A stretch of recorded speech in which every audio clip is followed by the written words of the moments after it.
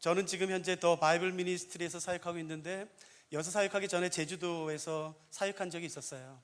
제가 속해있던 어떤 한 선교단체가 이제 제주도에 학교가 있었는데, 그 학교에서 저는 성경연구학교 책임자로 있었고 말씀 사역 전체 책임자로 있었던 적이 있었죠. 근데 저희 단체의 전국 리더 모임이 그 제주도에서 있었어요. 그래서 저도 참석했었는데 갑자기 3일 시간이었는데 이튿날 갑자기 대표님이 오시더니 지웅 형제 저기 강의 하나 좀 해줘. 원래 예정되지 않았던 강의였었거든요. 지웅 형제 강의 좀 하나 해주라. 그래서 왜 제가 사람들이 좀 지웅 형제 강의 듣고 싶어한다. 강의 한 번만 해주라. 내가 뭘 갑자기 어떻게 준비하나 했더니 이제 그 대표님 하시는 말씀이 지웅 형제 어떻게 성경 공부하나, 성경 공부 비결이 뭐나, 어떤 책 보나, 그거 좀 말해줘라. 너 보는 책 있지 않냐? 그거 좀 말해줘라. 사람들이 알고 싶어한다. 그래서 제가 생각했어요. 그 영업 비밀인데 그걸 내가 오픈하면 어떻게 하나? 안 됩니다 그랬죠. 그래서 지웅아 지금 강의 시간이 다 차 있었어요. 그래서 점심시간이랑 좀 이렇게 줄이고 앞에 이렇게 해가지고 1시간을 비워줄 테니까 그거 좀 해줘. 참 너무 듣고 싶어. 그 성경 공부 비결이 뭐냐? 어떻게 하냐? 그 비결이 뭐냐? 도대체 무슨 책이냐? 뭘 보냐? 그래서 계속 거절하다가 도대체 안 되겠다 싶어가지고 이제 강의를 했었죠. 오늘 그 비법을 실망할 텐데. 저는 시편을 정말 좋아해요. 그냥 빈말로 하는 게 아니라 정말 시편 좋아하거든요. 주옥 같은 시편 있죠. 23편 읽기만 해도 너무 위로가 되고 힘이 생기는 시편 1편은 시편 전체를 여는 시편일 뿐만 아니라 그 복의 근원되는 복이 무엇인지를 아주 자세히 설명하고 있죠. 특별히 57편도 참 좋아요. 시편 119편은 말할 것도 없고. 근데 제가 오늘 나누려고 하는 이 시편은 늘 대할 때마다 떨려요. 왜냐하면 내가 이걸 잘 풀 수 있을까? 내가 이걸 정말 설명할 수 있을까라는 것 때문에, 그 시편의 깊이 때문에, 그 넓이 때문에. 이 시편이 단지 구약에만 갇혀있는 시편이 아니라 신약과도 연결이 되고 너무 방대하기 때문에, 그 내용이 너무 크고 압도되기 때문에 저는 이 시편을 다루는 걸 그리 좋아하진 않아요. 왜냐면은 난 아직 준비 안 됐다. 이 시편은 내가 잘 설명할 수 있을까라는 두려운 마음 때문에 잘 다루진 않는 시편이에요. 오늘 한번 성경 가져오시면 잠깐 펴시겠어요? 시편 22편입니다. 시편 22편. 그 다음 시편 23편을 굉장히 잘 알고 유명하죠. 그러나 여러분 23편보다 사실은 22편이 훨씬 더 유명합니다. 그러니까 제가 설명 한번 드려볼게요.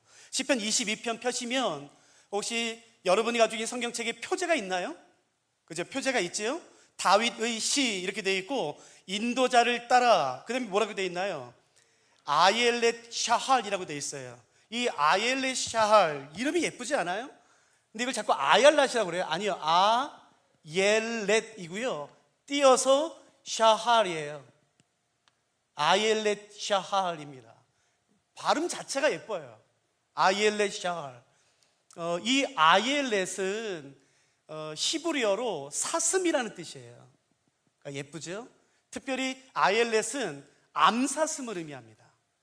그러니까 숫사슴은 아얄라 다른 단어가 있고, 아옐렛은 구약 성경 전체에 3번밖에 나오진 않아요. 암사슴을 의미하는 다른 단어도 있지만 아옐렛은 구약 성경에 3번밖에 나오지 않고 암사슴, 그러니까 아무튼 사슴으로 번역이 되죠. 요 샤할, 샤할도 참 예뻐요. 요 단어 자체가 히브리어 쓰면은 이렇게 됐어요. 샤할 이렇게 쓰거든요. 그러니까 히브리어도 예뻐요. 혹시 이 샤할의 뜻이 뭐냐면은 이것은 아침을 의미해요. 그런데 사실은 아침보다 좀 더 좁은 의미를 가지고 있습니다. 왜냐하면 히브리어를 아시는 분도 여기 많이 계시겠지만 히브리어로 아침, 우리가 굿모닝 할 때 그 모닝, 아침, 좀 넓은 의미의 아침은 이 단어를 쓰지 않아요. 히브리어로 보케르라고 씁니다. 보케르. 여러분, 우리는 좋은 아침, 굿모닝에서 일반적으로 한글이나 영어는 앞에서 수식하게 되어 있어요. 근데 스페인어는 뒤로 수식하죠. 까사블랑카, 하얀 집, 이렇게 뒤에서 수식하잖아요. 히브리어도 그렇습니다. 히브리어도 뒤에서 수식해요. 그래서 굿모닝이 아니라 모닝 굿, 아침 좋은 이렇게 되는 것이에요. 히브리어는요. 그래서 더 일반적에서 보케르고 좋다는 뜻은 토브죠. 그렇기 때문에 보케르 토브라고 부릅니다. 토브 보케르고 안 그러고 보케르 토브 이렇게 뒤에서 꾸며요. 그래서 이 보케르라는 단어가 훨씬 더 아침을 의미하는 넓은 개념이에요. 그런데 그 아침 중에 일부분이 샤할입니다. 그래서 성경에서는 아침이라는 단어보다는 어떤 단어로 번역이 많이 되냐면은 새벽으로 번역됩니다. 그래서 혹시 여러분이 가지고 있는 성경에 여기 아이엘렛 샤할의 해석이 있는 사람은 아마 새벽 사슴 이렇게 번역됐을 거예요. 근데 그게 더 맞습니다. 새벽 사슴. 그런데 만일 저에게 좀 더 좁히라면 더 좁힐 수 있어요. 왜냐면은 이 샤할이라는 단어는 창세기 19장에서 소돔과 고모라를 하나님이 심판하실 때에 천사들이 롯이 머뭇거리니까 꼭 기억나시죠? 롯이 못 가고 계속 뒤를 돌아보잖아요. 근데 천사가 재촉한다고요. 그때 이렇게 돼 있어요. 동이 틀 때 이렇게 돼 있어요. 동이 틀 때 롯이 자꾸 머뭇거리자 동이 틀 때 천사가 롯을 재촉하였다고 말해요. 그 동이 틀 때가 이겁니다. 야곱이 천사랑 씨름하죠. 그때 이제 환도뼈를 쳐요. 그래서 밤새도록 하죠. 그래서 날이 새려 할 때 이렇게 돼 있어요. 성경에 날이 새려 할 때에 뭐 어떻게 되었더라. 그 날이 새려 할 때가 바로 이겁니다. 그러니까 이 보케르라는 단어는 넓은 개념이겠죠. 이해되시죠? 그런데 그 아침이라는 넓은 개념 가운데 좁힌 어떤 한 구체적인 시간이 샤할이에요. 그걸 새벽이라 번역하지만 저는 번역한다면은 동트기 직전 이렇게 번역하겠어요. 동틀 때 날이 새려고 하기 직전. 그러니까 더 정확한 샤할의 뜻은 새벽이지만 동트기 바로 직전이에요. 그러니까 동트기 직전은 어떤 때인지 아시겠어요? 하루 중에 가장 어두울 때예요. 가장 깜깜할 때. 그리고 이때만 딱 지나면 거대한 태양이 떠오릅니다. 그래서 그 짙었던 어둠을 한순간에 몰아내는 것이에요. 그 바로 직전이에요. 그렇기 때문에 하루 가운데 이 샤할의 의미는 가장 어두울 때, 어쩌면 의미상으로 말하면 가장 절망적일 때, 소망이 완전히 사라졌을 때, 죽음 한복판에 있을 때를 의미할 수가 있겠죠. 시적인 용어로 빌린다면은 그게 아이엘렛 샤할이에요. 그러니까 번역한다면은 새벽 사슴이란 뜻이겠죠. 저에게 만약에 좀 더 풀어서 쓴다면 이렇게 쓰겠어요? 문자적으로는 아이엘렛 샤할은 새벽 사슴이겠지만 새벽을 맞이하는 사슴 이렇게 번역하는 것이에요. 여기까지 되셨어요? 제가 조금 더 설명해 볼까요? 아이엘렛 샤할을 새벽 사슴, 새벽을 맞이하는 사슴이라고 번역하지만 좀 더 구체적으로 설명한다면 이런 의미예요. 밤새도록 짙은 어둠에 그냥 구름이 꽉 껴있어서 달빛, 별빛조차 없는 구름이 꽉 차 있는 상태에서 한 치 앞도 분간할 수 없는 짙은 어둠에서 그 사슴이 맹수에 혹은 파수꾼에 의해서 사냥꾼에 의해서 밤새도록 도망다니는 것이에요. 밤새도록 조금만 소리 나면 또 저쪽으로, 조금만 소리 나면 저쪽으로 밤새도록 도망다니다가 완전히 녹초가 되어서 이제 더 이상 도망다닐 기력이 없어 완전히 녹초가 되어 있는 그때 이제 해 뜨는 그 샤할을 맞이하는 것이에요. 밤새도록. 여러분, 사슴이 얼마나 잘 놀라요. 소리가 여기서 나면요 반대로 튀어요. 근데 반대로 튄다 할지라도 확신이 없어요. 여기에 맹수가 있어서 사냥꾼이 있어서 소리가 나는 것인지 아니면 일부러 맹수와 사냥꾼이 나를 이쪽으로 몰기 위해 소리가 내는지 나는 모르잖아요. 그냥 뛰면서도 확신이 없어요. 불안해요. 그러니까 발이 계속 왔다 갔다 한다고요. 내가 어디 숨었어요. 이제 됐나? 아니요. 나는 사냥꾼이나 맹수에 의해서 어디 어두운 곳에 숨었지만 그것이 함정일지 모르니까 쉴 수가 없어요. 밤새도록. 그게 아이엘렛 샤할이에요. 그래서 어떤 사람들은 이 아이엘렛 샤할을 학자들은 두 가지 의미로 해석합니다. 조금만 더 깊이 들어가 볼까요? 밤새도록 사냥꾼과 맹수에 도망다니다가 드디어 그 깊은 새벽, 이제 요 시간만 지나면 동이 뜨는 것이에요. 그 동 뜨는 그때를 딱 맞이하는 그 새벽을 맞이하는 사슴은 두 가지 의미로 해석합니다. 첫째 절망, 두 번째는 완전 반대 소망. 첫 번째는 죽음, 두 번째는 생명. 완전 달라요. 왜냐하면 이런 의미이기 때문에 그런 거예요. 밤새도록 사냥꾼이랑 맹수에 의해서 도망다니고 완전히 녹초가 돼서 이제는 나를 죽이려고 잡으려고 해도 도망갈 여력이 없는 그 상태에서 이제 드디어 해가 뜨면서 죽음을 맞이하는 것, 그게 1번이에요. 두 번째는 밤새도록 도망 다니다가 이제 뭐 도망 다닐 여력이 없어요. 기력이 없어요. 그때 동이 딱 떠오를 때에 이제 앞이 보이니까 이제 내가 어디로 도망가야 되는지 알기 때문에 소망을 맞이하는 것이에요. 완벽히 다르죠, 의미가. 첫 번째, 이 새벽을 맞이하는 사슴을 죽음, 절망으로 번역하는 이유는 1절 때문입니다. 1절 보지 마세요. 어디 성경을 봐요. 1절 때문이에요. 왜냐하면 1절의 이 단어가 히브리어로 굉장히 유명합니다. 보지 마세요. 제가 히브리어로 해드릴게요. 이거 혹시 아는 단어가 들어보세요. 제가 22편 1절 말씀을 히브리어로 말해볼 테니까 여러분이 아는 말씀인지 엘리, 라마, 아자박단이에요. 히브리어로 1절 1절이 22편 1절이 엘리, 라마. 엘리는 나의 하나님, 라마는 왜 혹은 어찌라고 번역하고요. 신약성에는 사박단역인데 아닙니다. 아자를 붙여야 돼요. 사실은 정확히 말하면 아자박단이에요. 아자박단 이렇게 버리셨나이까라는 뜻이에요. 들어보신 적 있어요? 다 알죠. 그러니까 제가 말씀드렸잖아요. 20편은 그러니까 23편보다 유명합니다. 예수님이 십자가에서 토시 하나 틀리지 않고 직접 인용같이 한 바로 그 말이에요. 내 하나님, 보세요. 이제 보세요. 1절. 내 하나님이여, 어찌 나를 버리셨나이까? 라는 이 말을 예수님이 토시 하나 틀리지 않고 십자가에서 그대로 인용했던 시편이 바로 이겁니다. 그래서 이거를 예수 그리스도의 십자가의 죽음으로 해석하시는 분은 1번이에요. 밤새도록 도망 다니다가 시달리다가 이제 완전히 기진맥진하여 녹초가 됐을 때에 이제 끝났다. 해가 딱 떴는데 내 앞에 사냥꾼이 있는 것이에요. 내 앞에 맹수가 있는 것이에요. 이빨을 확 드러내고. 그게 1번. 2번은요, 이제 앞이 보이기 때문에 맹수를 피해 도망갈 수 있는 것이에요. 근데 사실 절망과 죽음으로 해석하는 것은 예수 그리스도의 십자가와 관련됐기 때문에 맞아요. 그러나 사실 22편 본문 자체만을 본다면 2번이 맞습니다.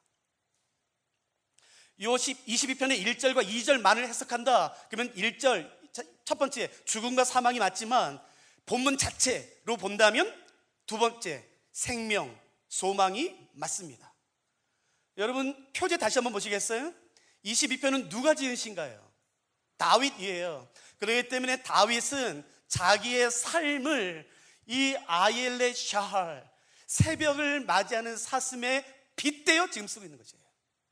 자신의 상황을. 여러분 제가 다윗 상황을 잠깐 설명드려 볼까요? 다윗 아시죠? 30세에 이스라엘의 왕이 됩니다. 그러나 어렸을 때 사무엘에게 집에서 기름 부음을 받아요. 성경에는 나이가 나와 있지는 않습니다. 왕으로 즉위했을 때는 30세이지만 언제 기름 부음 받았는지는 나와 있지는 않아요. 그래서 기독교 학자들보다는 랍비 책을 우리가 볼 필요가 있어요. 유대인들은 이스라엘 히브리어를 쓰는 랍비 사람들은 이 사무엘상을 볼 때에 요때 다윗의 나이를 언제로 추정하는가. 그래서 랍비들도 많이 논란이 있지만 그래도 가장 합의되는 것은 10대예요. 10대 중반. 그래서 대부분의 학자들이 약 15세로 봅니다. 15세. 그러면 지금 몇 학년이죠? 중학교 한 2학년? 많으면 3학년? 그때쯤 나이에 다윗은 왕으로 기름 부음 받습니다. 근데 그때부터 고난이 시작돼요. 사울에게 쫓깁니다. 대충 보세요. 여기가 지중해, 사해, 요단강이에요. 사무엘상 아마 15장부터 다윗의 도망자의 삶이 시작될 거예요. 15장 21장 그때부터예요. 제일 처음이 놉입니다. 놉. 여기서도 도망의 삶이 시작돼요. 여러분 여기는 블레셋이죠? 사울이 자기를 죽이려고 하자 여러분 중학교 2학년이에요. 상상해 보세요. 중학교 2학년이 뭘 알아요? 그 무서운 칼, 여러분 그 군대, 그 창, 어디로 도망가는지 아세요? 바로 가드로 도망가요. 블레셋. 여러분 가드가 어디 땅인지 아세요? 다윗이 죽였던 골리앗이 살았던 데입니다. 저기는 못 돌아오, 날 못 찾아오겠지, 내가 여기 숨으면 못 돌아오겠지. 근데 웬걸요? 가드에서 왕이 알아봐요. 가드 사람들이 저거 다윗 아니야? 저거 우리 죽이러 온 거 아니야? 그래서 다윗이 어떻게 도망 다니는지 아세요? 침을 흘리면서 미친 척 합니다. 미친 척. 중학교 2학년이에요. 도망 나와요. 바로 앞에. 그래서 간 곳이 어딘지 아세요? 아둘람 굴이라는 곳이에요. 아둘람 굴. 저는 학생들이랑 같이 이스라엘 가거든요. 1년에 2번씩. 요 아둘람 굴은 갈 때도 있고 안 갈 때도 있어요. 아둘람 굴로 추정되는 곳은 2-3개가 있습니다. 근데 그 중에 한 곳은 뭐냐면요, 땅 밑에 있습니다. 굴인지 몰라요. 그리고 들어가는 입구가 작습니다. 한 2m 반경밖에 안 돼요. 들어가면 굉장히 넓습니다. 위험해서 못 들어갑니다. 캄캄해요. 그리고 굉장히 미끄럽습니다. 그래서 저도 학생들 조금만 내려갔다 바로 올라오고 그래요. 왜냐면 미끄러지면 떨어지면 큰일 나요. 보이지 않기 때문에 뭐가 이렇게 돌이 나와 있기 때문에 굉장히 위험해요. 여러분, 중학교 2학년 애가 거기 숨어요. 근데 사울이 또 쫓아와요. 그래서 어떻게 하는지 아세요? 이번에는 요단강을 건너서 모압 땅으로 도망갑니다. 모압 땅 가면은 사울이 못 쫓아오겠지. 모압 땅까지 도망가요. 여기서도 견딜 수 없자. 그래서 다시 와요. 유대 땅 헤렛 숲을 가요. 사람이 살 수 없는 그냥 숲을만 있는, 거기 못 자요. 습기가 많아서 절대 못 잡니다. 근데 거기 숨어요. 근데 여러분, 듣자 하니까요, 사울의 군대가 점점 많아졌대요. 그래서 여러분 혹시 성경 보신 분 아세요? 다윗을 쫓아왔던 사울의 군대가 몇 명까지 늘어나나요? 3,000명입니다. 여러분, 10명, 100명이 나를 쫓아오는 게 아니라 무려 3,000명이나 되는 사람들이 나 하나 죽이게 더 쫓아와요. 얼마나 두려웠겠습니까, 여러분? 중학교 아마 3학년 되지 않았을까 이때? 많아봤자 고1이에요, 고1. 여러분, 여기서도 안 되니까요. 헤렛 숲을까지도 안 되니까 바로 옆에 우리가 가지고 있는 개역 개정에는 광야, 이전 한글에는 황무지로 되어 있습니다. 그 황무지가 더 맞아요. 그냥 발이 쑥쑥 빠지는 곳입니다. 마른 땅이면 전력질도 도망갈 수 있어요. 발이 빠지는 진흙은요, 못 도망갑니다. 그럼 바보 아니야? 아니, 사울이 왔을 때 빨리 도망갈 수 있는 곳을 가야지. 아니요, 반대로 생각해 보세요. 나도 그러면 사울의 군대도 그렇게 빨리 못 와요. 고1, 고2 가요. 황무지, 광야, 그것도 안 되니 거기도 쫓아오니까요. 바로 옆에 한글에는 십광야에, 근데 정확히 말하면 집광야, 집광야. 십광야이고 집광야가 있어요. 그러니까 혼동하지 마세요. 성경 나중에 볼 때 한글로는 다 그러니까 십광야로 번역됐지만 하나는 집입니다. 집광야. 집광야 하길라산이 있어요. 사람 못 살아요. 좀 가봤어요. 거기로 숨어요. 거기도 안 돼요. 그러자 그 밑에 있는 마온 광야로 도망갑니다. 말 그대로 광야예요. 광야는 아무것도 없어요. 아무것도 없다는 게 뭐가 없다는 건지 아세요? 물이 없습니다. 먹을 게 없어요. 그늘이 없어요. 그러면 머릿속도 볼 거 아니에요. 예. 대신 나를 쫓아오는 걸 볼 수 있으니까. 그 어린애가요. 여수도 못 있어요. 그러자요, 그 유명한 엔게디굴에 갑니다. 저는 엔게디굴 가는 건 항상 좋아해요. 너무너무 좋아해요. 엔게디굴에 가면요, 낮의 온도가 38도, 많으면 42, 3도까지 올라갑니다. 아무것도 없어요. 여기서도 못 버텨요. 그래서 어떻게 하는지 아세요? 출애굽기, 민수기 때나 출애굽 때나 나왔던 이스라엘 브엘세바 저 밑에 있는 바란광야까지 도망갑니다. 여기 가면 쫓아오진 않겠지. 아니, 여기도 와요. 그래서 어떻게 하는지 아세요? 다시 마온 광야로 와요. 여기도 와요. 그래서 다시 하길라산 그 집광야에 가요. 여기도 쫓아와요. 그래도 안 되니까 또 가드로 도망가요. 여러분, 이게 무려 15년입니다. 혹시 성경을 많이 공부하신 분은 저한테 한번 대답해 보시겠어요? 성경에 다윗이 하나님에게, 하나님 나 왕 되고 싶어요. 나는 어렸을 때부터, 우리 옛날에는, 지금이야 그런 말 없지만요, 저 어렸을 때 다 대통령 꿈이었다고. 성경에 하나님 나 왕 되고 싶어요 라고 다윗이 하나님께 한 번도 기도한 적 있나요? 단 한 번도 없습니다. 그런 꿈 가져본 적 성경 어디도 없어요. 그냥 목동이에요. 근데 하나님이 그냥 일방적으로 다윗 왕으로 기름 부으셨다고요. 원치도 않는 사람, 그냥 하나님이 일방적으로. 근데 이게 뭐야 이게? 여러분, 무려 15년이에요. 중학교 2, 3학년 돼요. 고등학교 1학년. 여러분, 왜 다윗이 사춘기가 없었겠습니까? 고2, 고3. 여러분, 무려 15년 동안 이렇게 도망다녀요. 이렇게 광야로 갔다가, 미친 척 했다가, 이방 나라에 갔다가, 황무지 늪에 갔다가, 사람이 살지 않는 저 숲을 걸었다가. 다윗이 그래서 그 삶을, 자기의 그 처량한 처참한 그 삶을 아얄레 샤할에 비추어 말하고 있는 거죠. 하나님, 지금 내 삶이 이 아얄레 샤할 같습니다. 그 사냥꾼의 맹수에 쫓겨서 이리 가면 안전하나? 여기 숨으면 괜찮나?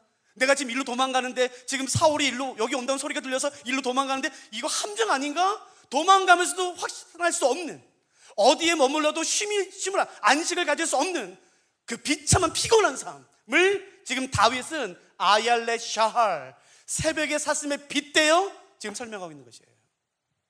하나님 너무하신 거 아니에요? 다윗이 뭘 잘못했길래, 다윗이 뭘 바랬길래 하나님은 왜 이런 삶을 다윗에게 허락하실까요? 왜 무려 15년 동안, 15개월이 아니라 15개월이 아니라 왜 15년 동안이나 왜 이런 삶을 허락하실까요? 왜? 아마 두 가지일 거예요. 다윗이 노력한 것은, 우리가 아는 것처럼 이 15년의 시간 동안에 다윗은 자기를 죽이려고 하는 사울을 완벽하게 제거할 수 있는 기회를 얻습니다. 두세 번은.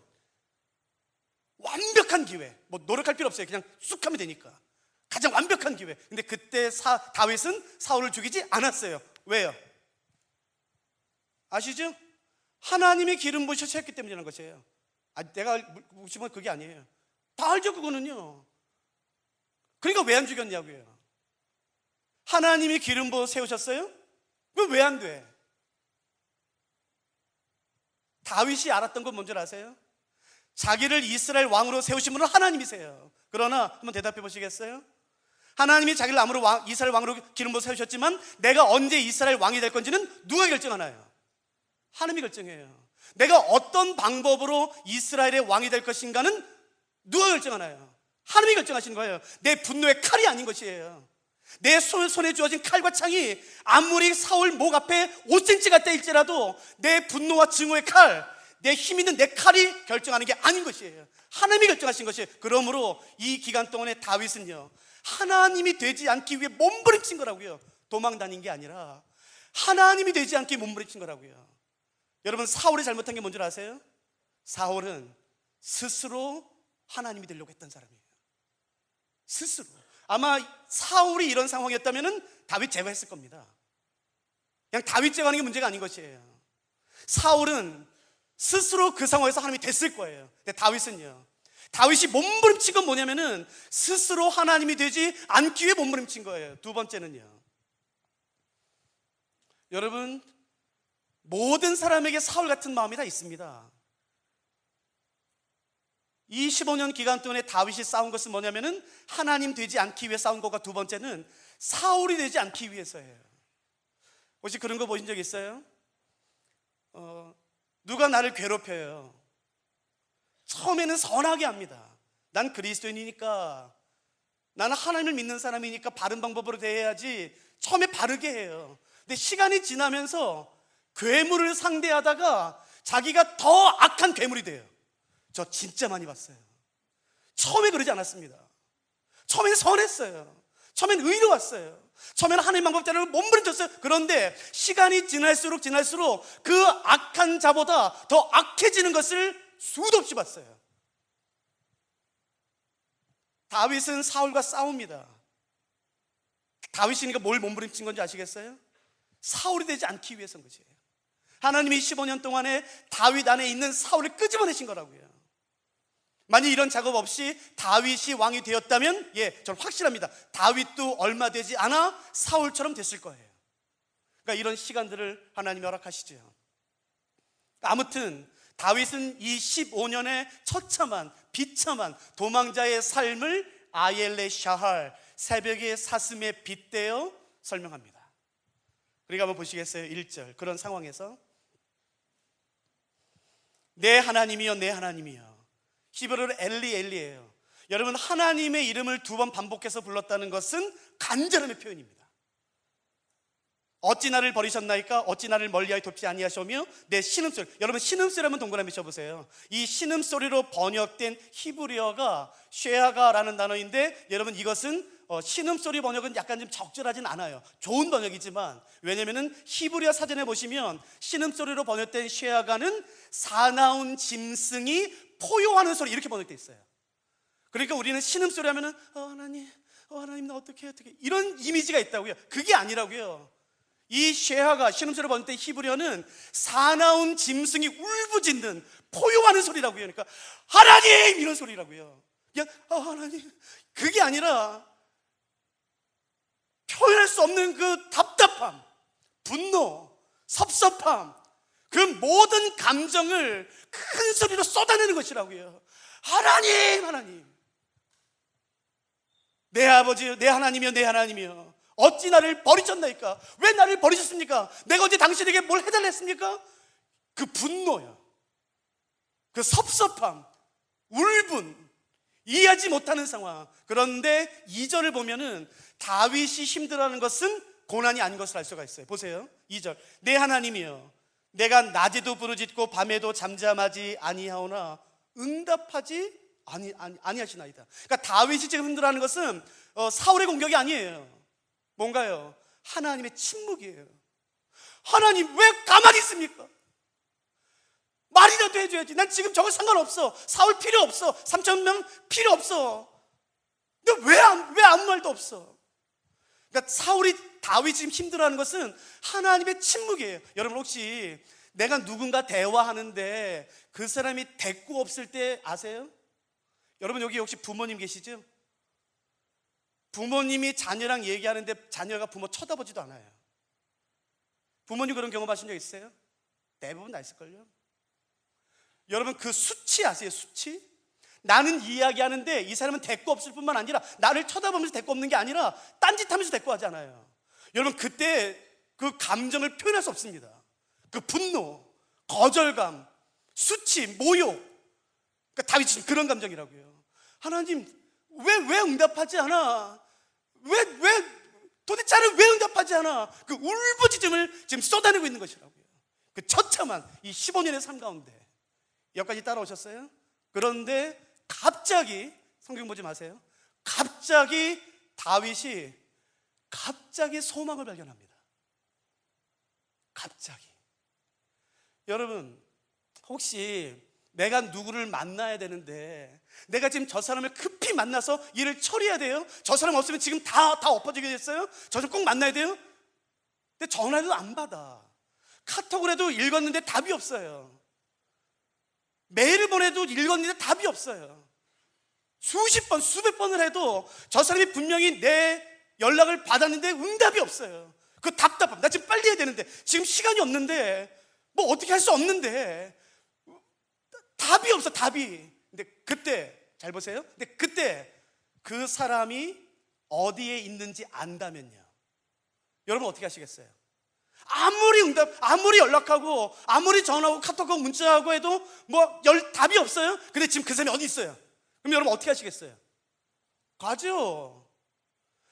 아무리 부르짖어도 응답하지 않으신 하나님, 침묵하신 하나님, 나를 버리신 것 같은 그 하나님, 거절한 것 같은 그 상황에서 다윗이 갑자기 소망을 발견해요. 입가에 미소를 씩 찝니다. 왜요? 하나님이 어디 계신지 알거든. 그게 3절입니다. 보세요. 저 이걸 읽을 때마다 심장이 떨리더라고요. 이스라엘 찬송 중에 계시는 주여. 다윗은 알았어요. 응답하지 않는 하나님이 어디 계신지 알았어요. 어디 계셔요? 이스라엘 찬송 중에 계십니다. 그러면 어떻게 하면 될까요? 찬양하면 되겠지. 그래서 다윗 삶은 예배로 가득한 거예요. 그냥 하소연하는 게 아니라 다윗은 알았거든. 하나님 대답 안 해? 오케이. 옛날에 도깨비라는 드라마 있었어요. 촛불만 불면 나타나. 다윗은 알지. 하나님 응답 안 해? 오케이, 알았어. 다윗은 하나님이 어디 계신지 알거든요. 찬양 속에 계세요. 예배 속에 계세요. 그래서 다윗은 알았어. 지금 이 상황이 아무리 비참하고 처참하고 내가 감당할 수 없을 정도로 압도당한다 할지라도 지금 내가 더 깊은 굴을 찾는 게 아닌 것이에요. 그게 해결이 아닌 것이에요. 더 강한 요새가 아닌 것이에요. 불평이 아닌 것이야. 이런 상황일수록 다윗에게는 소망이 있다고요. 그게 뭔가요? 그게 예배입니다. 예배. 그 하나님의 임재가 있는 예배. 여러분 이스라엘의 찬송 중에 계시는, 펜 있으면 동그라미 주세요. 계시는요, 계시는. 여러분, 이것은 비동사가 아닙니다. 히브리어로요, 아시아브라는 단어가 쓰였어요. 아시아브. 처음 들으시죠? 여러분, 이 아시아브니까 써놓으세요. 아시아브를 계시다. 아무 문제 없어, 아무 문제 없어. 그러나 저는 이렇게 번역하겠어요. 이 아시아브는 원래 앉아 있는이란 뜻이에요. 그냥 있다, 비동사가 아니라 의자에 앉아 있다는 그런 뜻이에요. 그러니까 하나님이 어디 계신 줄 아세요? 그 하나님을 향한 예배에 거기 계세요. 거기 앉아 계세요. 다윗은 알았어요. 그 하나님의 임재만 임하면 끝난다는 것을. 시편 22편을 기록했던 다윗이 기록했던 또 한 편의 시편이 있습니다. 찾지 마세요. 제가 말씀드릴게요. 시편 16편이에요. 제일 마지막 절 11절에서 다윗은 이렇게 고백합니다. 주께서 생명의를 내게 보이시리니, 그 다음 아세요? 주께서 내게 생명의를 보이시리니 주의 앞에는 충만한 기쁨이 있으며 주의 오른편에는 영원한 즐거움이 있나이다. 다윗은 알았어요. 그 기쁨이 어디 있는 것인지, 즐거움이 어디 있는 것인지, 그 평안이 어디 있는 것인지. 사울이 드디어 나를 향한 공격이 멈추면 나에게 평안이 주어지겠지. 아니면 거짓말이에요. 그런다고 평안이 주어지진 않아요. 나를 죽이려 했던 그 용사의 칼이 꺾어지고 나를 죽였던 그 군사가 죽으면 그때 내게 기쁨이 오겠지. 아니요, 기쁨은 거기 없는 것이에요. 기쁨은 어디 있는지 아세요? 평안은 어디 있는지 아세요? 주의 앞에 있는 것이에요. 주의 임재에 있는 것이에요. 다윗은 알았죠. 그러니까 이런 상황일수록 다윗은 알았어요. 지금이 예배해야 했다는 것이에요. 지금이. 다윗은 성소에서 예배된 걸 참 좋아해요. 시편 지금 성경 가주셨어요? 잠깐만 펴보실까요? 63편 2절 보세요. 이건 너무 영광스럽지 않습니까? 시편 63편 2절. 내가 주의 권능과 영광을 보기 위하여 이와 같이 성소에서 주를 바라봤나이다. 주님, 내가 주님 성소에서 주를 바라봅니다. 3절 보세요. 주의 인자하심이 생명보다 나음으로 내 입술을 찬양하는 그 유명한 시편이요. 그 유명한. 그러니까 지금 다윗은 어디 있나요? 성소요? 아닙니다. 63편의 표제를 보세요. 어디 있어요? 63편 표제 어디 있나요? 광야입니다. 여러분 아세요? 하나님을 예배하는 순간 내가 있는 광야가 순식간에 성소로 변합니다. 다윗은 이 비밀을 알았다고요. 나를 짓누르는 그 고난과 그 사자 같은 그 맹수 같은 사울의 3,000명의 군대가 나를 애워싸도 내가 예배하는 순간 거기는 순식간에 성소가 되는 것이에요. 그리고 거기는 하나님의 기쁨과 하나님의 영원한 즐거움이 가득한 하나님의 임재가 되는 것이에요. 멋있지 않습니까? 오늘 보세요. 57편 9절 보세요. 9절. 제가 보라는 것만 보세요. 다른 거지 말고. 57편 9절. 주여, 내가 만민 중에 주께 감사하며 문 나라 중에 주를 찬송하리다. 이거 너무 멋있잖아요. 무릇 주의 인자는 커서 하늘에 미치고 주의 진리는 궁창에 이르나이다. 하나님이여, 주는 하늘 위에 높이 들리시며 주의 영광이 온 세계 위에 높아지기를 원하나이다. 지금 다윗의 눈에는 뭐가 보이나요? 하늘 위에 계신 하나님, 그 광대하신 하나님, 온 하늘을 덮는 하나님의 인자하심, 그 영광, 그 거룩함이 보여요. 그러나 지금 다윗 어디 있는지 아세요? 57편 표제 보세요. 다윗이 지금 어디 있나요? 다윗이 사울을 피하여 어디 있을 때요? 굴 속에 있습니다. 제가 그래서 아까 굴 속에 한 거예요. 여러분, 굴 나중에 가보세요. 정말 캄캄합니다. 들어가는 입구가 2m밖에 안 돼요. 조금만 들어가면요, 정말 칠흑 같은 어둠이 있습니다. 옆에 뭐가 있는지 몰라요. 옆에 어떤 짐승이 썩어 죽었는지 아무것도 몰라요. 이 냄새의 원인은 뭔지 몰라요. 그러나 지금 다윗은 사울을 피해 굴에 있는데 그의 눈에 뭐가 보이는지 아세요? 하나님의 영광이 보여요. 그 인자하심이 온 땅에 충만한, 기가 막히지 않습니까? 다윗은 알았어요. 아무리 내가 굴에 있어도, 사울이 나를 잡기 위해서 덤벼들어도 내가 하나님을 예배하는 순간, 거기에 하나님의 임재가 있는 순간 순식간에 변화됩니다. 성소로. 누가 이 비밀을 아세요? 제주도에 있을 때 제가 속했던 단체에서 그 리더들이 저한테 요구했어요. 너 비결이 뭐냐? 비결이. 너 어떤 책 보냐? 그래서 제가 했어요. 1시간 줬는데 제가 15분 강의했거든요. 저는 성경을 연구하다, 물론 제가 그 이전에 많은 다른 책들을 많이 봤지요, 역사적 배경들을. 근데 저는 이렇게 말했어요. 성경을 연구하다가, 성경을 묵상하다가, 이 단어를 연구하다가 해석이 안 되면, 막히면, 그때 이 표정이었어요. 막히면 저는 그때 하나님 예배합니다 그랬어요. 그랬더니 사람들이 그러더라고요. 야, 그건 나도 알고, 야, 그건 나도 알고, 다른 거 말하면 진짜 너만 보는 책이 있잖아. 그거 없습니다. 저희 간사들이 79명이에요. 제 집에 무슨 책 있는지 다 합니다. 진짜입니다. 저는 어저께도 오늘 새벽에도 하나님 말씀 공부하다가 막히면 기타 들고 하나님께 무릎 꿇고 예배합니다. 근데 사람들은 그 예배 가치를 몰라요. 말해라. 너 다른 거 있잖아. 너 비법 있잖아. 아무도 안 가르쳐주는 그 책 있잖아. 너만 아는 그 책. 없습니다. 여러분은 예배의 가치를 아세요? 그 예배의 가치를 아세요?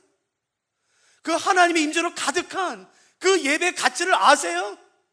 여기 지금 오신 분들 가운데, 목사님, 난 다윗보다 더 힘든 상황 가운데 있는 것 같아요. 내 쫓겨다니고 있어요. 내 마음이 평안함이 없어요. 두려워요. 너무 두려워요. 내가 뭐 어떻게 할지 모르겠어요. 알려드려요? 지금이 뭐 할 때인 줄 아세요? 예배할 때입니다. 그러면 그 광야 같은 삶이, 여러분, 그 척박한 땅이 순식간에 성소로 바뀌어요. 누가 이 비밀을, 누가 이 가치를 가지시겠습니까? 그때 그 하나님의 임재 안에 있는 그 기쁨이요, 성경이 해석돼서가 아니라 하나님의 선하심이 나를 덮음으로 말미암아 내 영혼이 깨어날 때 그 기쁨, 평안함, 그 즐거움, 거룩함, 그걸 아세요? 여러분, 무슨 세미나 찾아다니지 마세요. 무슨 비법, 어느 누구도 말하지 않았던 성경의 비법, 그런 거 없어요. 그 예배 안에 있는 하나님의 임재하심이요. 그러니까 여러분, 예배가 뭔 줄 아세요? 예배는 싱어롱이 아니에요. 저 설교하는 사람이에요. 그러니까 이건 제가 말해야죠. 예배는 성도들의 설교 잘 듣도록 마음문 여는 게 아닙니다. 그런 건 예배가 아니에요. 예배는 사람을 위한 게 아니에요. 사람을 향하는 게 아니에요. 사람에 대한 것이 아닌 것이에요. 예배는 하나님을 위한 것이에요. 하나님에 대한 것이고 하나님을 향하는 것이에요. 얼마나 많은 예배가 사람에게 향해 있습니까? 그래, 너는 힘드니까 너는 위로받아야지. 얼마나 많은 예배가 사람을 위로하는 데 집중합니까? 절대로 안 되는 것이에요, 여러분. 예배는 하나님을 위한 것이에요. 하나님을 향한 것이고 하나님에 대한 것, 그 광대하심, 그 거룩하심, 그 높고 위대하심. 여러분, 그 하나님을 예배할 때에 그 영광과 임재가 임하기 시작한다고요. 예배 드릴 때에, 그러므로 어떤 상황, 어떤 고난은 나로 하여금 그 상황이 나로 예배 드리게 하죠.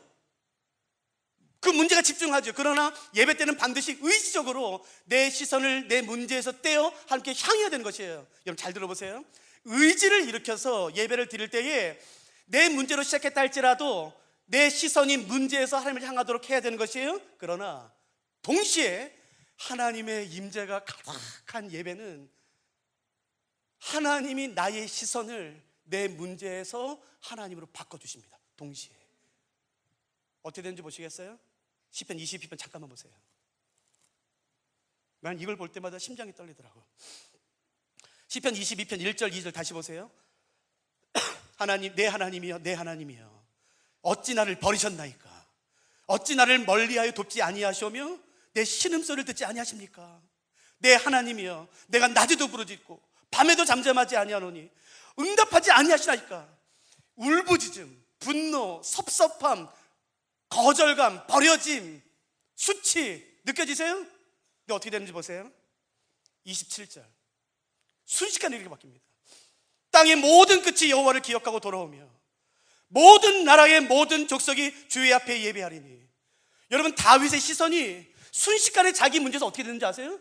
순식간에 바뀌었어요. 여러분, 제가 다시 한번 읽어볼 테니까 이 말을 할 때에 다윗의 시선이 어디에서인지 생각해 보세요. 땅의 모든 끝이 여호와를 기억하고 돌아올 것입니다. 모든 나라의 모든 족속이 주 앞에 예배하게 될 것입니다. 지금 다윗의 시선은 어디 있나요? 문제 있나요? 아니요. 땅의 끝에 있는 것이에요. 나라는 여호와의 것이요, 여호와는 모든 나라의 주이십니다. 지금 다윗의 시선은요, 문제 있습니까? 아니요. 사울 필요 없어요. 자신을 압박하는 문제에 상관없어요. 여러분, 이게 예배입니다. 이게 예배예요. 예배할 때 살아계신 하나님, 여러분 돌이 아니라 나무가 아니라 살아계신 삼위일체 하나님은 나의 시선을 잡아 문제에서 들어 땅끝을 보게 하신다고요. 하나님의 영광을 보게 하신다고요. 그게 예배죠. 그게. 그런 예배 사모하고 싶지 않으세요? 그러니까 예배는 싱어롱이 아니에요. 그냥 내 마음을 흥분시키기 위한, 그냥 저 같은 설교자 설교 잘 듣도록 그냥 마음을 여는, 그게 예배가 아니라고요.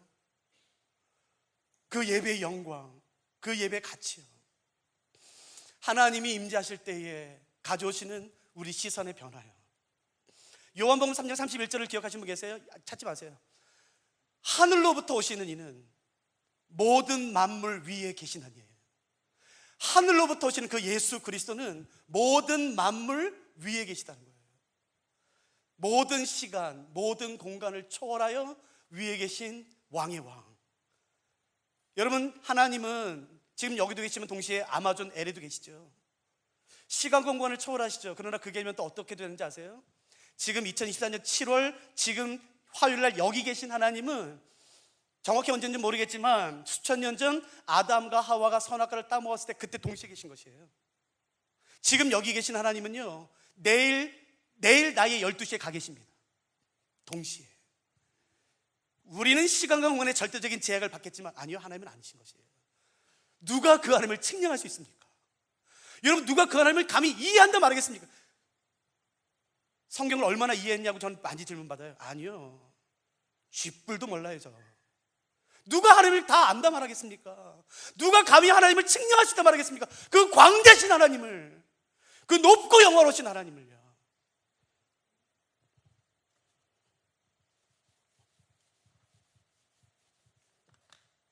이사야서는 1장부터 66장이에요. 그게 두 파트 나눠지죠? 1장부터 39장, 40장부터 66장. 1장부터 39장은, 그러니까 이게 39장이고 27장이기 때문에 이사야서의 별명은 성경의 요약본이죠. 아무튼 1장부터 39장은 심판, 죄가 언급됩니다. 상상을 초월한 이스라엘의 죄예요. 여러분, 어떤 죄까지 나오는지 아세요?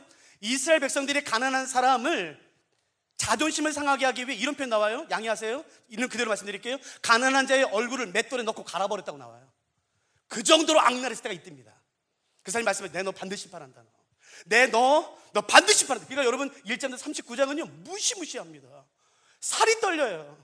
그 죄를 읽을 때만도 어떻게 사람이 이럴 수가 있어? 라고 탄식하게 되지만 그 죄에 대한 하나님의 분노와 진노와 그 거룩하신 심판을 대할 때는 두려워 떨어요. 근데 갑자기 39장이 끝나고 40장이 넘어가면서 분위기가 완전히 한 번에 확 바뀝니다. 마치 다른 사람이 쓴 것처럼. 그래서 어떤 자유주의학자들은 이게 두 권이라고 말하지만 아니요, 한 권입니다. 이사야 한 권을 썼으니까 절대로 논하지 마세요. 이사야서 1장부터 66장까지 한 권이고 이사야서가 이사가 기록했습니다. 근데 아무튼 갑자기 확 바뀌어요. 그리고 이렇게 말합니다. 이렇게, 너희는 내 백성을 위로하라. 내 백성을 위로하라. 생뚱맞게. 그리고 나서 하나님이 더 요구하세요. 위로하라 말고 너는 빨리 가서 외쳐라는 거죠. 너는 위로해라. 알겠습니다. 그리고 넌 빨리 가서 외쳐라. 그때 이사야가 질문해요. 하나님, 외쳐요? 내가 외쳐요? 너 빨리 외쳐라. 뭘 외쳐요? 내가 뭘 외쳐요? 그때 하나님이 대답을 주십니다. 혹시 아세요, 뭔지? 그러니까 성경 보실 거죠? 이사야서 40장 한번 보세요. 이사야 40장.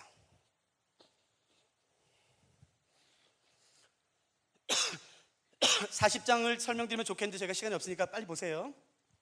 40장 1절, 너희의 하나님이 이르시되 너희는 위로하라. 내 백성을 위로하라. 너희는 예루살렘의 마음에 닿도록 말하며 그것에게 외치라. 3절, 외치는 자의 소리여 이르되. 6절, 말하는 자의 소리여 이르되 외치라. 계속 외치라고 말해요. 잘 보세요. 6절, 말하는 자의 소리여 이르되 외치라. 그 다음에 이렇게 나옵니다. 대답하되 내가 무엇을 외치리까? 제 말이 맞죠? 이사야 빨리 가서 외쳐라. 하나님, 알겠는데 내가 뭘 외칩니까? 내가 뭘? 여러분, 이때 하나님이 주신 대답이 그 유명한 말씀입니다. 이때 하나님, 이사야 뭔지 모르겠어? 넌 가서 다른 거 외칠 필요 없어. 이걸 외쳐라. 그 유명한 말씀이에요. 제가 6절 다시 한번 읽을게요. 말하는 자의 소리와 이르되 외치라. 대답하되 내가 무엇이라 외치리까 하니 이르되 모든 육체는 풀이요 그의 모든 아름다운 들의 꽃과 같으니. 8절 보세요. 이게 핵심입니다. 풀은 마르고 꽃은 시드나 우리 하나님의 말씀은 영원히 서리라. 이게 무슨 말씀이에요? 하나님 외치라고요? 내가 뭘 외칠까요? 그래, 이사야 이걸 외치라는 것이에요. 풀은 마르고 꽃은 시드나 하나님 말씀은 영원하다. 이게 무슨 말이에요? 하나님의 영원함과 인간의 유한함을 가서 전하라는 것이에요. 하나님의 전능하심과 인간의 나약함을 전하라는 것이에요. 하나님의 거룩하심과 인간의 부정한 그 더러움을 외치라는 것이에요. 누가 하는가 비교할 수 있습니까? 여러분, 어줍다는 감동적인 얘기를 우리가 들으려고 하는 것이 아니, 저 그런 거 알지도 못해요. 저는 어립니다. 저는 뭘 외쳐야 될지 모르겠으나 다른 거 외치지 마세요. 하나님의 영원하심과 인간의 유한함을 외치세요. 하나님의 높으심과 인간의 낮음을 전하십시오. 하나님의 거룩하심과 그 인간의 부정함, 그 죄악을요. 하나님의 전능하심과 인간의 연약함을요. 그래서 4장 12절에 이렇게 말하는 것이에요. 누가 손바닥으로 바닷물을 헤아렸으며 뼘으로 하늘을 쟀으며 땅의 티끌을 되에 담아 보았으며 접시절로 산들을 막대절로 언덕들을 달아보았으랴. 누가 여호와의 영을 지도하였으며 그의 모사가 되어 그를 가르쳤으랴. 그가 누구와 더불어 의논하셨으며 누가 그를 교훈하였으며 그에게 정의의 길로 가르쳤으며 지식을 가르쳤으며 통달의 도를 보여줬냐. 27절 잘 보세요. 보라, 그에게는 여호와 하나님에게는 열방이 통에 물 한 방울 같고 저울의 작은 티끌 같으며 섬들은 떠오른 먼지 같으니. 여러분, 하나님에게 이 세상은요 그냥 통에 물 한 방울 같은 것이에요. 넌 가서 이걸 외쳐라. 하나님의 광대하심과 그 영원하심과 그 모든 걸 다 안다, 모든 걸 다 할 수 있다는 그 인간에게 외쳐라. 그 연약함을, 그 유한함을, 100년도 못 사는 그 인간들이 여러분 영원하신 하나님을 가르쳐요. 전능하신 하나님을 가르칩니다. 말이 됩니까? 누가 오늘 이 하나님 앞에 엎드리시겠습니까? 누가 인정하시겠습니까? 18절, 그런즉 너희가 하나님을 누구와 같다 하겠으며 무슨 형상을 그에게 비기겠느냐. 우상은 장인이 보어 만들었고 장색의 금을 입혔고 또 은사슬을 만든 것이라. 25절 보세요. 거룩한 이가 이르시되 그런즉 너희가 나를 누구에게 비교하여 나를 그와 동등하게 하겠느냐. 26절, 너희는 눈을 높이 들어 누가 이 모든 것을 창조했나 보라. 주께서는 수요대로 만상을 이끌어내시고 그들의 모든 이름을 부르시나니 그의 권세가 크고 그의 능력이 강함으로 하나도 빠짐이 없느니라. 하나님의 전능하심이요 그리고 인간의 연약함, 누가 오늘 이것을 인정하시겠습니까? 인간의 거만함을 아세요?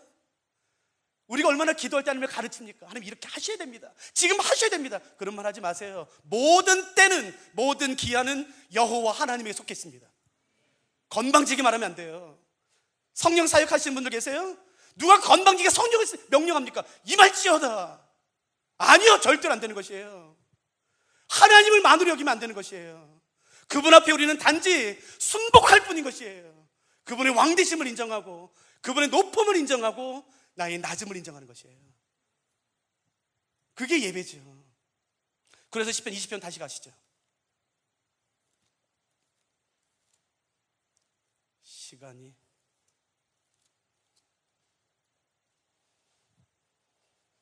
그 고난 가운데 다윗이 하나님이 어디 계신지를 발견했어요.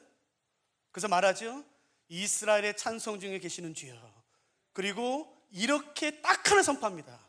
주는 거룩하시나이다. 거룩이 뭔지 아세요? 완벽한 의입니다. 완전한, 어떠한 부정과 어떠한 죄와 어떠한 티끌과 어둠도 없는 완벽한 빛과 완벽한 의와 완전함이 거룩이에요. 그러므로 이 거룩은 오직 하나님만이 가지고 계신 겁니다. 인간은 절대 따라할 수 없고 인간은 절대 흉내낼 수도 없는, 상상할 수도 없는 것이 거룩이에요. 인간은 절대 거룩할 수 없습니다. 완벽한 것이에요. 완벽한 빛, 완벽한 의. 그런데 레위기 오시면 말씀하세요. 내가 거룩하니 너희도 거룩해라. 5번이나. 말이 안 됩니다. 내가 물을 걸었으니 너도 걸어. 이거는 이거보다 더 뛰어난 말입니다.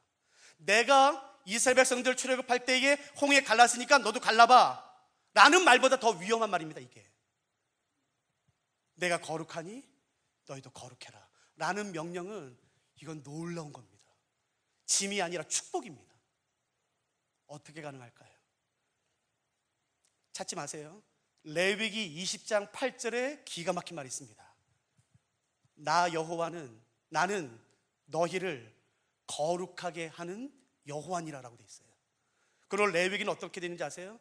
하나님은 거룩하신 분이면서 동시에 우리를 거룩하게 하시는 분이십니다. 어떻게 하실까요, 하나님은? 어떻게 나를 거룩하게 하시나요? 빨리빨리 가서 죄송해요. 모세가 미디안 광에서 가시떨기 나무에 불이 붙은 걸 봐요. 앞으로 갑니다. 하나님 말씀하세요. 모세야, 신을 벗어라. 왜요? 그때 하나님 뭐라고 대답하시죠?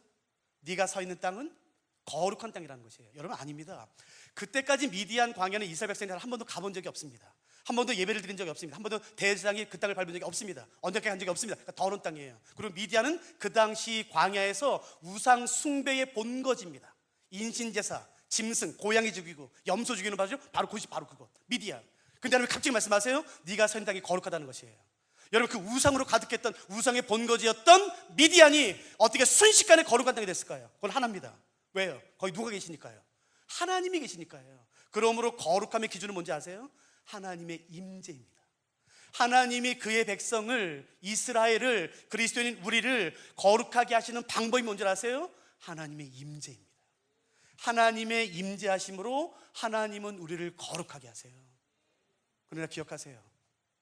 하나님의 임재, 하나님이 우리와 함께 하길 원하시는 이유, 첫 번째는 우리를 거룩하게 하기 위해서예요. 두 번째는요, 왜 하나님은 우리랑 같이 있고 싶어 하실까? 왜 하나님은 우리랑 동행하길 원하실까? 여기 바로 앞이 동국대역이잖아요.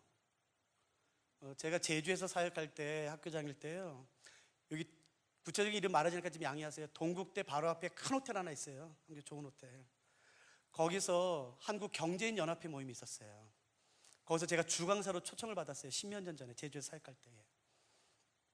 그래서 제가 그때 저녁 모임이었기 때문에 제가 제주에서 일을 마치고 집에 가서 옷을 갈아입고 제주공항 와서 비행기 타고 김포공항 와서 여기 이제 뭐 6호선 타고 3호선 타고 와서 이제 여기 갔지요. 문을 열고 딱 들어가는 순간이요, 깜짝 놀랐어요. 그 우아함, 샹젤리, 그 빛, 은은한 빛에 그 첼로의 연주, 현악, 은은한 불빛, 그리고 왔다 갔다 하시는 분들 보니까 한국의 신문 보면 텔레비전 나오는 그분들이잖아요. 그 옷의 흐름, 이건 실크일까? 근데 제가 죄송해요. 지금도 자비랑 사역이지만 그때도 뭐 자비랑 사역했으니까 제게 가장 좋은 양복을 입고 갔지만 그때 양복이 한 17만 원짜리였나 아래입니다. 근데 제가 땀이 많아요. 그래서 제가 넥타이가 다 소금기가 많다고. 근데 아무튼 그래도 뭐 깨끗하게 다려 입은 양복을 입고 소금기는 있지만 그 넥타이 메고, 그때 갈색 구두였었어요. 근데 오래돼서 뭐 한 거의 10년 됐으니까 앞이 낡았겠죠. 그리고 가방 하나, 가죽 가방 메고 들어갔는데 누구도 나를 쳐다보는 사람이 없었어요. 누구도. 심지어 그 서빙 보는 분들도 저보다 옷이 좋더라고. 흐르는 옷, 그리고 그 향기, 분위기, 그 음식. 저도 모르게 제가 그런 적이 없는데 갑자기 제가 넥타이를 만지겠더라고요. 이렇게 가리고 있더라고요. 소금기가 있는 거를. 그리고 가방으로 제 단추를 가리더라고요.